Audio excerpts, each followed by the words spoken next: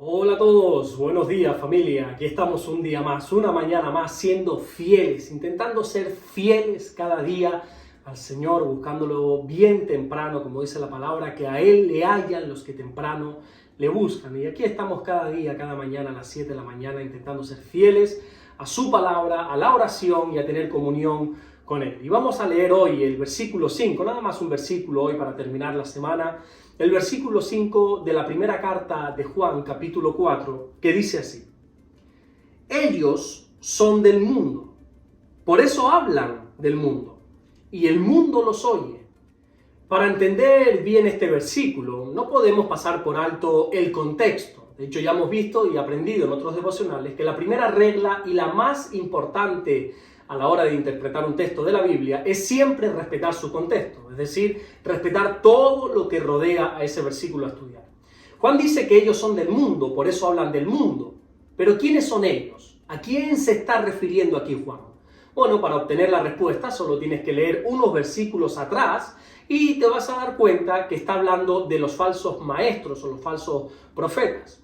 Una de las mayores cualidades o señales para saber si alguien es un falso maestro es escuchar lo que habla. Y te vas a dar cuenta que tiene que ver más con las cosas del mundo, con el mundo, que con la misma palabra del Señor. Pero ¿por qué hablan tanto del mundo?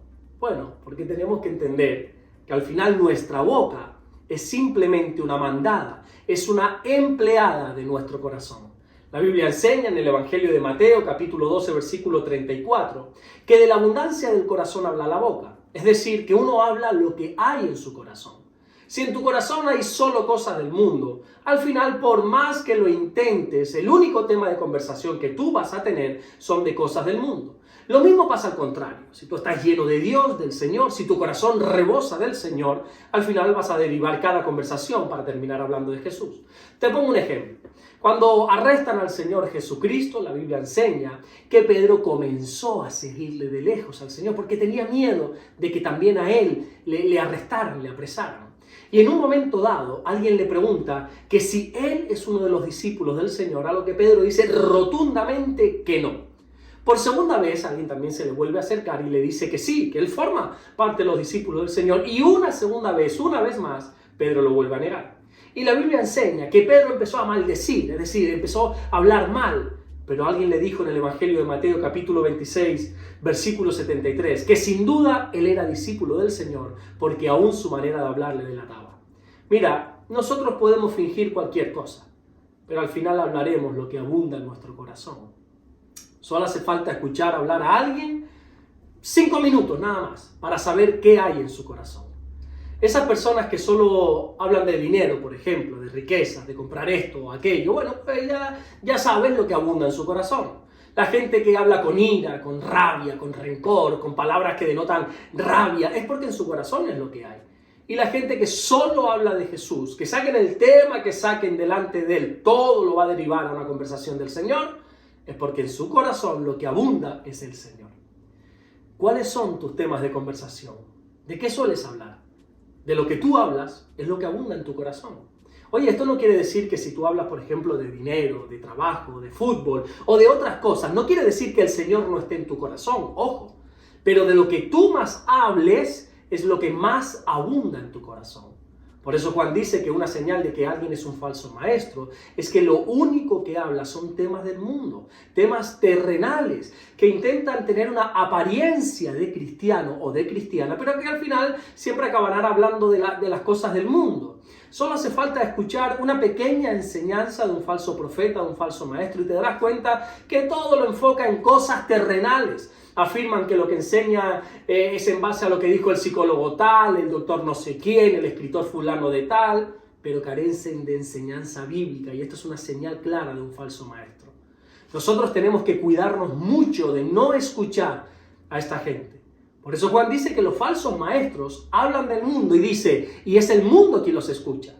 Oye, porque se da por hecho que un verdadero cristiano no presta atención a un falso maestro. Recuerda este principio bíblico. De la abundancia de tu corazón habla la boca.